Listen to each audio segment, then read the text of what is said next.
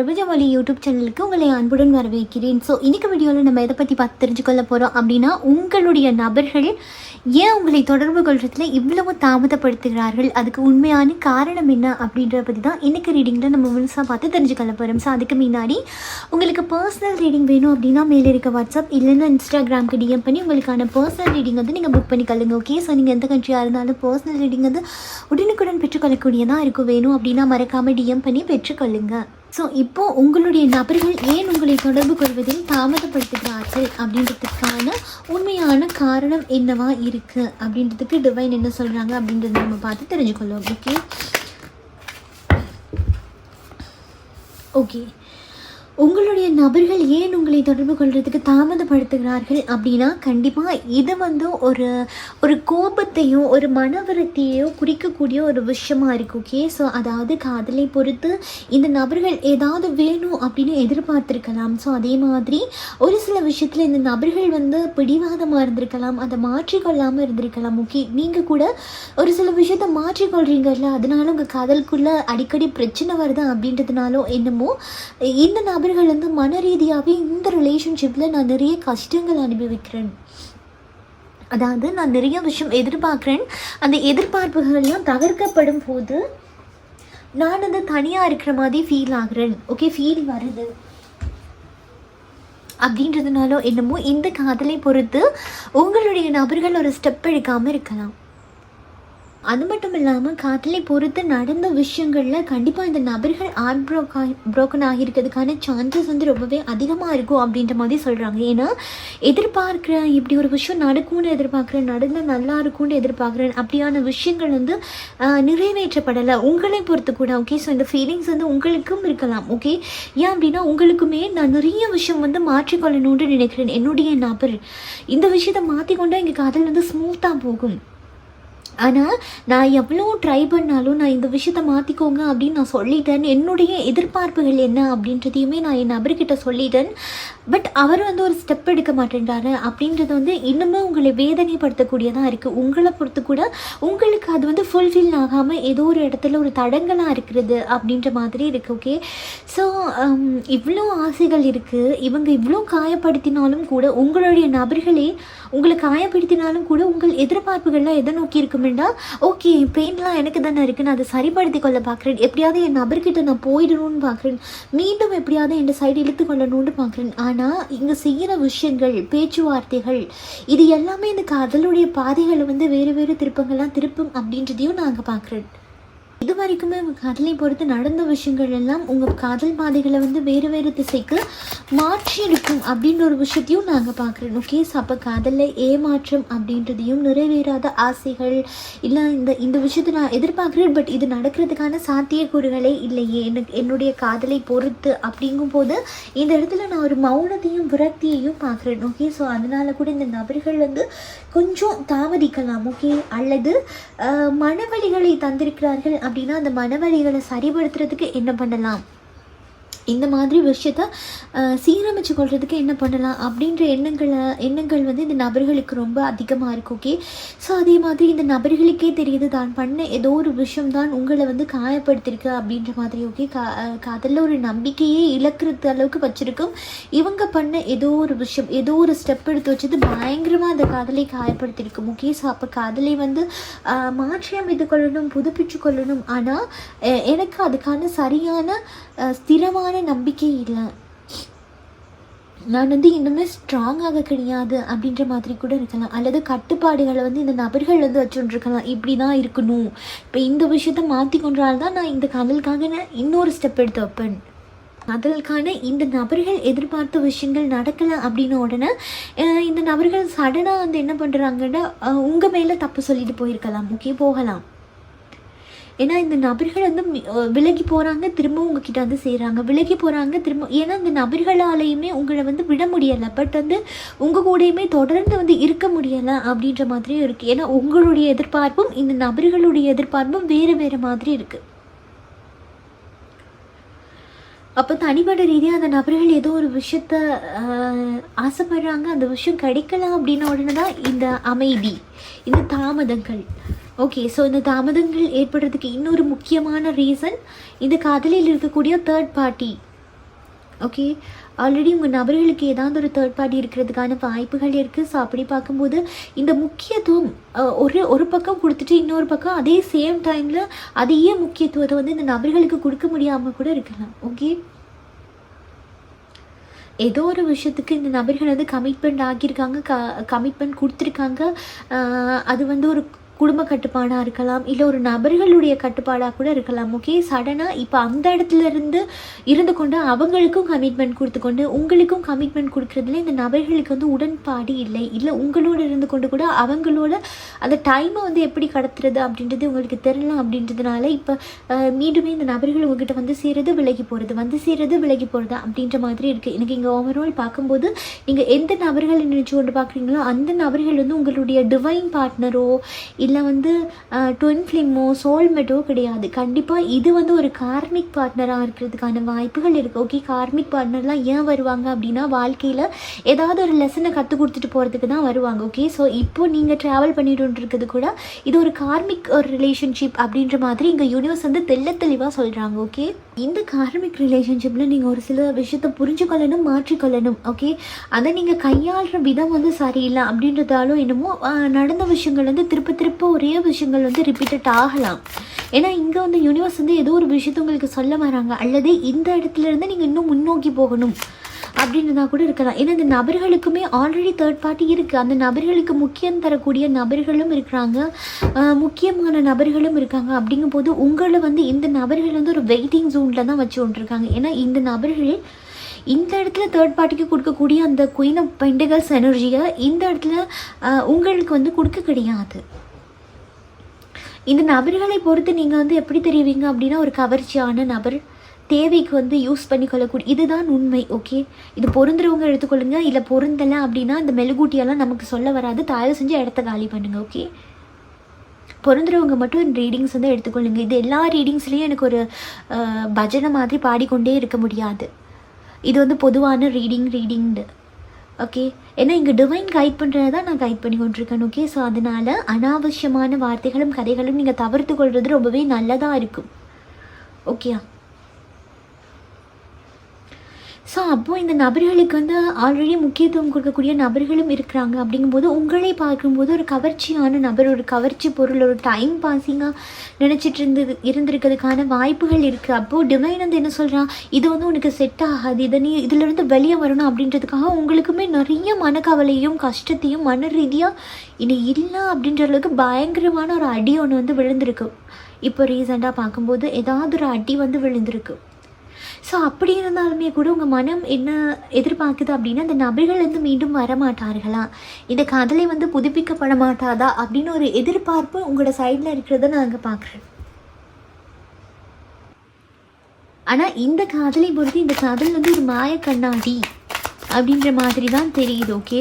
So இந்த நபர்கள் வந்து ஜென்யூனாகவே உண்மையாகவே காதலிக்கிறாங்க, இல்லை நீங்கள் காத்து கொண்டுருங்க, அப்போ இந்த நபர்கள் சீக்கிரமாக வந்துடுவாங்க அப்படின்ற மாதிரியெல்லாம் என்னால் இங்கே பொய்யாலாம் சொல்ல முடியாது. ஏன்னா நீங்கள் எந்த நபரை மனசில் வச்சு பார்த்து கொண்டிருக்கீங்களோ அந்த நபர்கள் ஆல்ரெடி இங்கே வர்றதும் போகிறதும் அப்படின்னு ஒரு சைக்கிளை ரிப்பீட் பண்ணி கொண்டிருக்காங்க. ஓகே. ஸோ அதே மாதிரி இந்த இடத்துல ஆல்ரெடி அவங்க மூட்டை முடிச்செல்லாம் கட்டிட்டு அவங்களுடைய கப்பலில் ஏறி அவங்களுடைய பயணத்தை வந்து தொடர்ந்துட்டாங்க.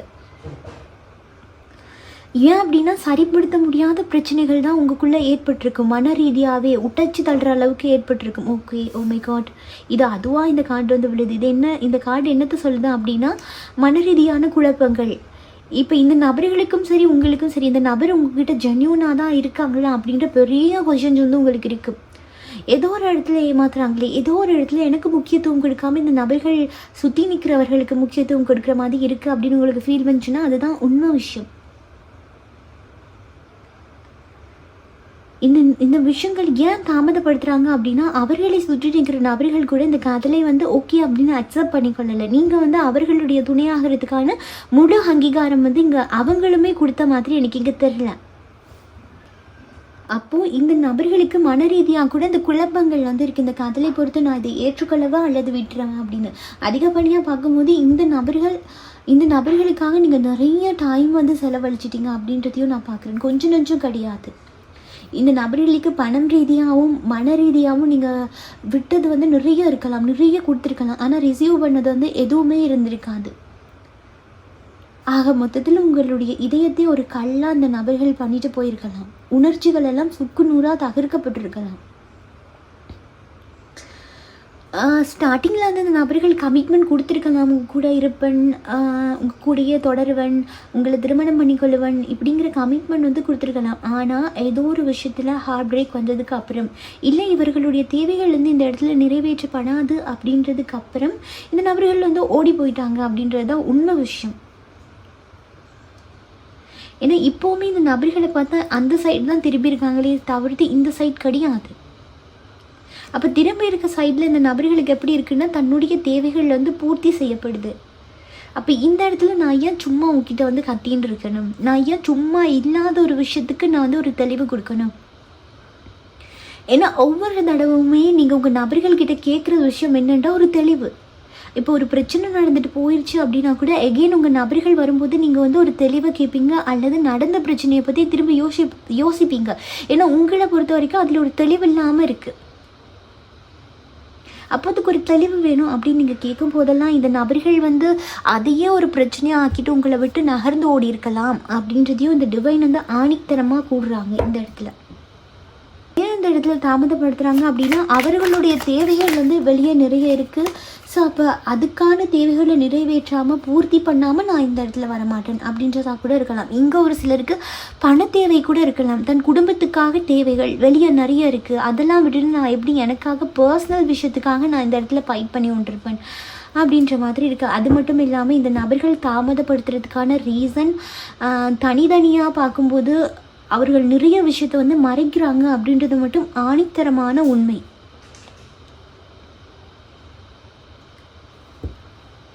மறைக்கிறார்கள் அப்படின்னு பார்க்கும்போது கூட இந்த இடத்துல பார்க்கும்போது இந்த நபர்களுக்கு வந்து நிறைய சாய்ஸஸ் இருக்குது. அவர்கள் ரொம்ப அவர்களும் கவர்ச்சியான நபர்கள். மற்றவர்களை பார்க்கும்போது நிறைய கவர்ச்சியாக பார்க்குறது எல்லாமே எனக்கு தான். யாரை பார்த்தாலும் இந்த நபர் என்னுடைய துணையாக வந்தால் நல்லா இருக்கும் அப்படின்னு எதிர்பார்க்கக்கூடிய நபர், எல்லாத்தையுமே பிளான் பண்ணக்கூடிய ஒரு நபர். ஸோ அப்படின்னு பார்க்கும்போது இந்த மாதிரி விஷயங்கள் இவங்களுக்கு அதிகம் இருக்கும்போது, இல்லை இந்த நபர்களை கூட சுற்றி நிற்கக்கூடிய நபர்கள் வந்து இந்த நபர்கள் ஒரு கவர்ச்சியான நபர் அப்படின்னு இந்த காதல் வலைகளை வீசி விளையாடுறது அப்படின்ற மாதிரி நிறைய விஷயங்கள் இருக்குது.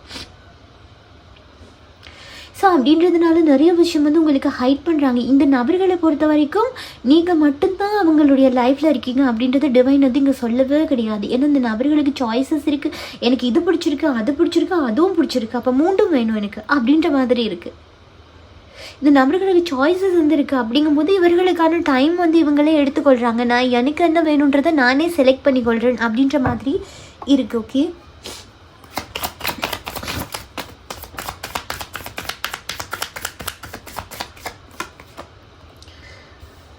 அப்போது இந்த நபர்கள் தாமதப்படுத்துறதுக்கான உண்மையான ரீசன் என்ன இருக்கும் அப்படின்னு பார்க்கும்போது இந்த இடத்துல ஒரு டபுள் எனர்ஜியும் இருக்குது. உங்கள் நபர்களை வந்து நபர்களால் உங்களோட சைடில் வரையும் முடியலை, மனசை விட்டு முழுசாக பேசவும் முடியலை. ஏதோ ஒரு டார்க் எனர்ஜி வந்து இந்த நபர்கள் வந்து ஃபீல் பண்ணலாம், அல்லது இந்த நபர்களை ஏதோ ஒரு நபர்கள் வந்து எனக்கு இங்கே தெரிஞ்ச அடிமை ஆக்குற மாதிரியெல்லாம் தெரியல. மேபி ஒரு டார்க் எனர்ஜி கூட இருந்திருக்கலாம். ஆனால் மன ரீதியாக பார்க்கும்போது இவர்களுடைய சிந்தனையெல்லாம் வேறு சைடில் இருக்குது, இவர்களுடைய எதிர்பார்ப்பும் சிந்தனைகளும் அப்பாற்பட்டதாக இருக்குது. அப்படின்னு பார்க்கும்போது அவங்களுக்கு செல்ஃபிஷாக நடந்து கொள்கிறாங்க. அப்போ நீங்கள் இந்த சைட்லேருந்து கதறீங்கன்னா நீங்கள் பார்க்க இப்போ இந்த நபர்களை ஈர்க்கிறதுக்கு என்ன பண்ணலாம் அப்படின்றதுல தான் உங்கள் எண்ணங்கள் வந்து அதிகமாக இருக்குது. அதுக்கான வழிகளை தேடிக்கொண்டிருக்கீங்க. ஆனால் இவங்க வந்து அவங்க பாட்டுக்கு ஜாலியாக என்ஜாய் பண்ணிட்டு ஜாலியாக இருக்காங்க. தேவை இருக்கும்போது அந்த கிடைக்கிறாங்க அல்லது விலகி போயிடறாங்க அப்படின்ற மாதிரி இருக்குது. இப்போ இந்த நபர்கள் நண்பகத்தன்மைக்குரிய நபர்கள் அப்படின்னு கேட்டால் கண்டிப்பாக கிடையாது. எனக்கு தெரிஞ்சு இந்த நபர்களை விட்டு நீங்கள் விலகி இருக்கிறதே ரொம்ப நல்லதாக இருக்கும் அப்படின்ற மாதிரி இருக்குது.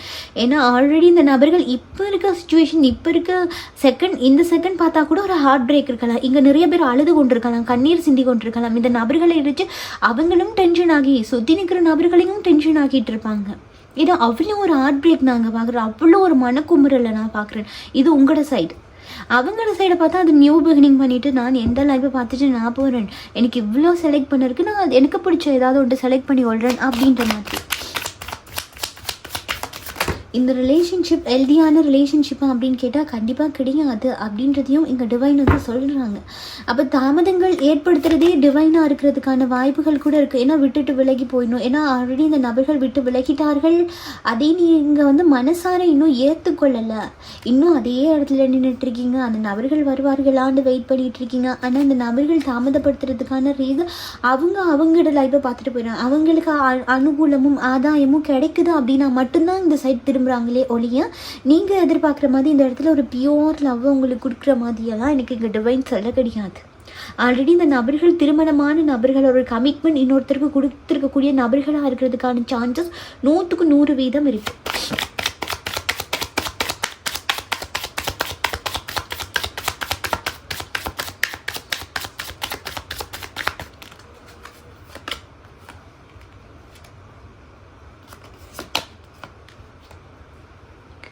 தனிப்பட்ட ரீதியாக பார்க்கும்போது அப்போ நியூ பிகினிங் பண்ணலாம் அப்படின்ற மாதிரி எண்ணங்களும் இவங்களுக்கு தோணலாம். நான் அவங்க கூட இருக்கலாம்னு நினைக்கிறேன், உன்னையும் ஓகே நான் பார்க்கலான்னு நினைக்கிறேன் அப்படின்னு தோணலாம். ஆனால் இவங்க மனசு வந்து ஃபுல்லாக கொடுக்குதில்ல, மனம் கொடுக்குதில்ல அவர்களுக்கு. ஏன் அப்படின்னா ஏதோ ஒரு விஷயம் உங்களோட சைடு எனக்கு மிஸ்ஸிங்காக இருக்குது, என்னது உங்களோட சைடு சந்தோஷம் கிடைக்குதில்ல, நான் எதிர்பார்த்த விஷயங்கள் கிடைக்குதில்ல. அப்படிங்கும்போது இவர்களுக்கு இப்போ இருக்கக்கூடியது மிகப்பெரிய ஒரு சிந்தனை. இதை எனக்கு வேணுமா, கண்டிப்பாக நான் இதுக்காக ட்ரை பண்ணணுமா, ஸோ இந்த ட்ரை பண்ணணுமா அப்படின்னு இவர்கள் யோசிக்கிறது கூட எதனால அப்படின்னா கண்டிப்பாக நீங்கள் இந்த இடத்துலேருந்து அந்த நபர்களுக்கு ஏதாவது ஒன்று விஷயம் கொடுத்துட்ருப்பீங்க. ஈர்க்கிறதுக்காக ஏதாவது ஒரு முயற்சி பண்ணலாம். ஓகே, ஸோ அப்படி இருக்கிறதுனால கூட இங்கே ஒரு சில நபர்களுக்கு சிந்தனை அப்படின்ற ஒரு விஷயம் வரலாம். கண்டிப்பாக உங்களுக்கு அதில் நியூ பிகினிங் பண்ணுறதுக்கான வாய்ப்புகள் இருக்குது. பட் அதை வந்து நீங்கள் ஈர்க்கும் பட்சத்தில் தான் அது நடக்கும். இது 100க்கு ஒரு 10% ஆட்களுக்கு மட்டும்தான் நியூ பிகினிங் ஆகும். மற்ற நபர்களுக்கெல்லாம் பார்த்தா ஆல்ரெடி அவங்க மூட்டை முடிச்செல்லாம் கட்டிட்டு கிளம்பிட்டாங்க. எனக்கு இங்கே ஃபுல் ரீடிங்ஸ் வந்து நெகட்டிவாக தான் வந்திருக்கு. யூனிவர்ஸ் எந்த விஷயத்தையுமே மறைக்க கிடையாது, ஓப்பனாக சொல்கிறாங்க. ஓகே, அப்போ இந்த நியூ பிகினிங் பண்ணிக்கொள்ளக்கூடிய சான்சஸ், முன்னோக்கி போகக்கூடிய சான்சஸ் கண்டிப்பாக 110% பேருக்கு தான் இருக்குது. அதுவுமே உங்களுக்கு ஒரு கமிட்மெண்ட் கொடுத்து ஒரு என்ஜாய் பண்ணக்கூடிய விஷயமா, ஒரு ஸ்ட்ரென்த்தை கொடுக்கக்கூடிய விஷயமா இருக்குமா அப்படின்னா இல்லை. அந்த நபரையிலே ஒரு சீட் பண்ணக்கூடிய ஒரு விஷயமா தான் இருக்குது. எங்கால சுற்றி வந்தாலும் இந்த ரிலேஷன்ஷிப் வந்து அதோட முடிவு வந்து சீட்டிங்காக தான் இருக்குது. அதோட விளங்குதில்லைன்னு நினைக்கிறேன். இந்த சைடு வைக்கிறேன்னு இப்போ விளங்கும் என்று நினைக்கிறேன். ஓகே, ஸோ இந்த ரிலேஷன்ஷிப் வந்து எந்த சைடு சுற்றி போயிட்டு வந்தாலுமே அதோடைய முடிவு வந்து எப்படி இருக்குது அப்படின்னா சீட்டிங் பண்ணுறதா தான் இருக்குது, ஏமாத்துறதா தான் இருக்குது, இன்னுமே பெயினை கொடுக்கக்கூடியதான் இருக்குது. இங்கே ஒரு போர்வகம் போற்றி கொண்டிருக்கலாம். இல்லை அவங்களுமே கோவமாக தான் இருக்காங்க இந்த விஷயத்தை ஏற்றுக்கொள்ளாமல். இல்லை நான் பண்ணதான் உங்களையே ஒரு குற்றவாளியாக வச்சுட்டு அந்த இடத்துல தாமதப்படுத்திட்டு போகலாம். ஆனால் இங்கே உங்களை குற்றவாளி ஆக்குற அளவுக்கு எந்த விஷயமும் நடக்கலை அப்படின்றத நீங்கள் உணர்ந்து கொள்ளணும். சில விஷயத்தை யோசித்து பார்க்கும்போது தான் அதில் உண்மைத்தன்மை என்ன இருக்குது அப்படின்றத நீங்கள் புரிஞ்சு கொள்ளக்கூடியதான் இருக்கும் அப்படின்ற ஒரு விஷயத்தையும் உங்கள் டிவைன் வந்து சொல்கிறாங்க.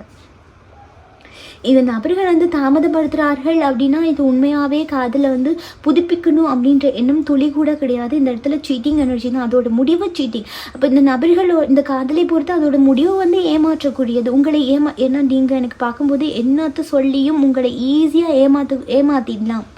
இங்கே வந்து இந்த நபர்கள் வந்து தொடர்ந்துமே உங்களை வந்து ஏதோ ஒரு மிகப்பெரிய ஒரு ஃபைட்டிங்காக இருந்தாலுமே கூட ஏதாவது ஒரு ஈஸியாக ஒரு சின்ன வார்த்தை போதும் நீங்கள் மெல்ட் ஆகிடுறீங்க. அந்த நபர்களுக்காக அப்படியே உருகிடுறீங்க. இப்போ மிகப்பெரிய ஒரு காயத்தை கொடுத்துட்டு நீ இந்த நபர்கள் போயிருந்தாலுமே கூட ஒரு கமிட்மெண்ட் கொடுத்துட்டு அதை வந்து ஃபுல்ஃபில் பண்ண முடியலாம் அப்படின்னு சொல்லிட்டு ஏதோ ஒரு குற்றச்சாட்டை வச்சுட்டு போயிட்டு இருந்தாலுமே கூட அகெயின் வரும்போது அதுக்கு கொஷின்ஸ் கேட்காம நீங்கள் அப்படியே பெல்ட் ஆகிடுறீங்க, உருகிடுறீங்க.